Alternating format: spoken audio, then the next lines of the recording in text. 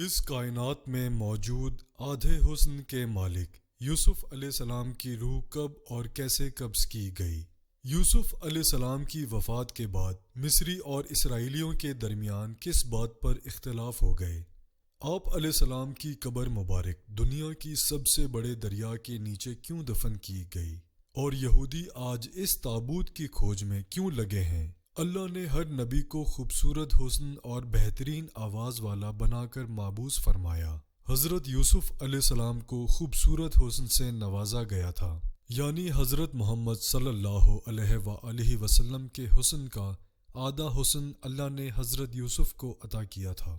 یوسف علیہ السلام کا قصہ قرآن مجید میں موجود سب سے طویل قصہ ہے کہ کس طرح سوتیلے بھائیوں نے آپ کو حسد کے بنا پر کنویں میں پھینک دیا، آپ کو مصر کے بازار میں بطور غلام بیچ دیا گیا اور عزیز مصر کی بیوی نے آپ کو جیل میں قید کروا دیا۔ لیکن ان تمام مصائب و مشکلات اور آزمائشوں کے باوجود حضرت یوسف ایک دن مصر کے طاقتور حکمران کے عہدے تک پہنچ گئے۔ جب یوسف علیہ السلام عزیز مصر کے عہدے پر فائز ہوئے تو ایک لمبی مدت کے بعد اللہ نے حضرت یوسف کو اپنے والد اور خاندان سے ملانے کا فیصلہ کیا، لہٰذا حضرت یعقوب اپنی اہل خانہ کے ساتھ مصر آئے اور 40 سالوں بعد باپ بیٹے آمنے سامنے ہوئے۔ دونوں کا دل تڑپ اٹھا اور دونوں دیر تک ایک دوسرے سے گلے لگ کر خوب روتے رہے۔ روایتوں کے مطابق حضرت یوسف کے پورے خاندان یعنی بنی اسرائیل، آپ کے 11 بھائی، ان کی اہلیہ، بچے اور حضرت یعقوب کے پوتے پوتیاں سب نے مصر میں آ کر سکونت اختیار کر لی، اور مصر کے بادشاہ نے بنی اسرائیل کو زمین کا ایک ٹکڑا عطا کیا جہاں انہیں آباد ہونے کی اجازت ملی۔ آہستہ آہستہ مصر میں بنی اسرائیل بہت طاقتور ہو گئے۔ حکومتی عہدوں سے لے کر تجارت اور سیاست میں بھی اسرائیلیوں نے حصہ لینا شروع کر دیا۔ جب حضرت یوسف علیہ السلام کی عمر 100 برس ہوئی اور حضرت یعقوب 147 برس کے ہوئے تو اللہ کا حکم ہوا کہ حضرت یعقوب کی روح قبض کر لی جائے، لہٰذا ملک الموت نے حضرت یعقوب کی روح قبض کر لی۔ جب اپنے والد کی وفات کی خبر حضرت یوسف کو ملی تو اپنے سر سے تاج اتار کر پھینک دیا اور ان کے بدن پر جو ریشمی لباس تھا اسے پارا پارا کر دیا، اور بے چینی کے عالم میں دوڑتے ہوئے اپنے والد کے جنازے پر پہنچے۔ یوسف علیہ السلام باپ کے جنازے کو دیکھ کر بے تحاشا رونے لگے اور روتے ہوئے آسمان کی طرف دیکھا۔ یکا یک آسمان کے دروازے کھل گئے اور انبیاء کی روحیں اور فرشتے حضرت یعقوب کے جنازے کی طرف آئے۔ انہوں نے حضرت یعقوب کے جنازے کو نور سے غسل دیا اور انہیں بیت المقدس میں دفن کیا۔ یوسف علیہ السلام اس روحانی نظارے کو دیکھ رہے تھے۔ جنازے کی نماز ادا کرنے کے بعد آپ علیہ السلام اپنے دربار میں واپس آئے۔ آپ غموں سے چور تھے۔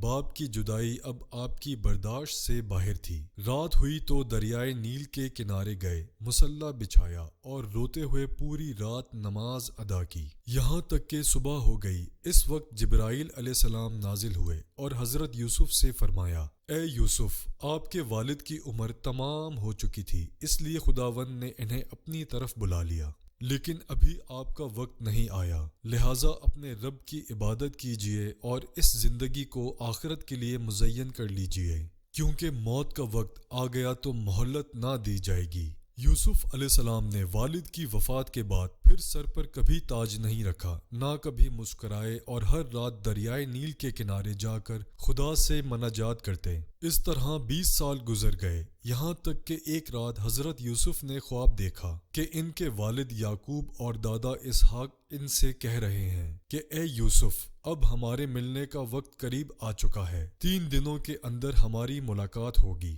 روایت ہے کہ یوسف علیہ السلام نے ان 3 دنوں میں باپ کو دیکھنے کی خواہش میں اتنی گریہ وزاری کی کہ ان کے والد حضرت یعقوب نے بھی ان 40 سالوں میں اتنی گریہ وزاری نہیں کی ہوگی۔ پس تیسرے دن ملک الموت آئے اور یوسف علیہ السلام سے فرمایا، اے یوسف، آپ کی مدت ختم ہو چکی ہے اور آپ کے آباء و اجداد آپ کے منتظر ہیں۔ لہٰذا یوسف علیہ السلام نے سر تسلیم خم کیا اور ملک الموت نے ان کی روح قبض کر لی۔ جب یوسف علیہ السلام کی روح جسم سے جدا ہو رہی تھی تو بھائیوں نے گریہ وزاری کرنا شروع کر دی۔ بنی اسرائیل میں واویلا مچ گیا۔ یوسف علیہ السلام کی وفات کے بعد آپ کے جنازے کو اٹھایا گیا۔ مصریوں نے جنازے کو دیکھا تو شور مچ گیا، ہر جانب سے آہ و فوغا کی آوازیں بلند ہونے لگیں۔ اب مصریوں کا ہر قبیلہ اور گروہ یہ چاہتا تھا کہ یوسف علیہ السلام کو ان کے علاقے اور زمین میں دفنایا جائے تاکہ ان کی بستی میں خیر و برکت ہو۔ ایک گروہ نے کہا یوسف نبی کو کینان کے دروازے پر دفن کیا جائے، کچھ نے کہا کسی اور جگہ۔ بس اللہ نے اس وقت دریائے نیل کے پانی کو بند کر دیا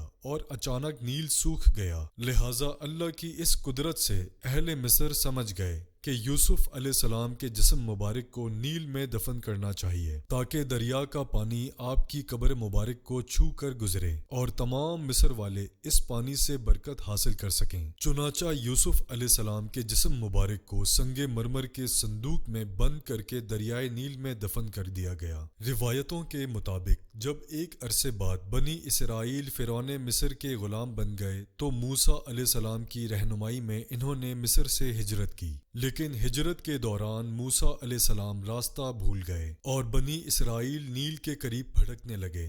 بنی اسرائیل نے بہت کوشش کی لیکن انہیں صحیح راستہ نہ ملا۔ اس پر بنی اسرائیل کے بزرگوں نے کہا کہ یوسف علیہ السلام نے اپنی وفات سے پہلے یہ وصیت کی تھی کہ اگر تم لوگ کبھی مصر سے نکلو تو میرے تابوت کو بھی اپنے ساتھ لے جانا، لہٰذا جب تک آپ یوسف علیہ السلام کی لاش مبارک کو اپنے ساتھ نہ لے جائیں گے راستہ نہیں ملنے والا۔ اس پر موسیٰ علیہ السلام نے پوچھا کہ کیا تمہیں پتہ ہے کہ یوسف علیہ السلام کی قبر کہاں ہے؟ اس وقت ایک بوڑھی عورت کے سوا بنی اسرائیل میں کسی کو نہ پتا تھا کہ وہ تابوت کہاں موجود ہے، لہٰذا وہ بڑھیا حضرت موسیٰ کو ایک جھیل کے پاس لے گئی جس کے پانی کا رنگ عجیب و غریب تھا۔ بڑھیا نے کہا کہ اس کا پانی نکال دو۔ جب ایسا کیا گیا تو زمین نظر آنے لگی، لوگوں نے وہاں کھدائی شروع کی جس کے بعد ایک قبر نظر آئی جس میں وہ تابوت موجود تھا۔ موسیٰ علیہ السلام نے اس تابوت کو نکالا اور آگے کا راستہ طے کیا تو آپ کو راستہ مل گیا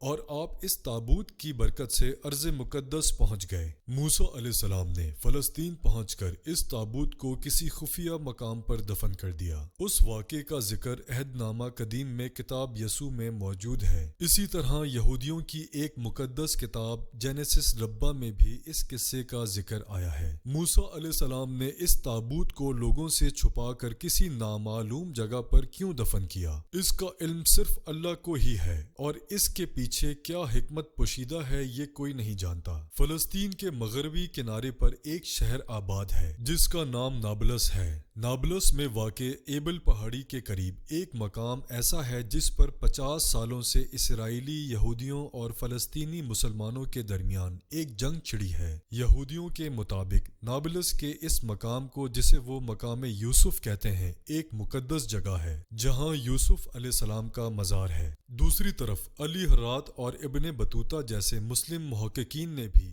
حبرون اور نابلس کو ہی وہ مقام قرار دیا ہے جہاں یوسف علیہ السلام کا مزار موجود ہے۔ 1967 کی عرب اسرائیل جنگ کے بعد یہودیوں نے اس جگہ قبضہ کر لیا تھا جس کے بعد یہ مقام اسرائیل کے قبضے میں چلا گیا۔ سال 1990 میں اس مقام کو یہودیوں نے ایک آرمی بیس میں تبدیل کر دیا اور اسے یہودی ربیوں کی نگرانی میں چھوڑ دیا گیا۔ یہودیوں کے لیے یہ مقام اتنا اہم اور مقدس کیوں ہے؟ نیز یوسف علیہ السلام کے اس تابوت میں ایسی کون سی پر اسرائیلیات موجود ہے یہ آج بھی ایک راز ہے۔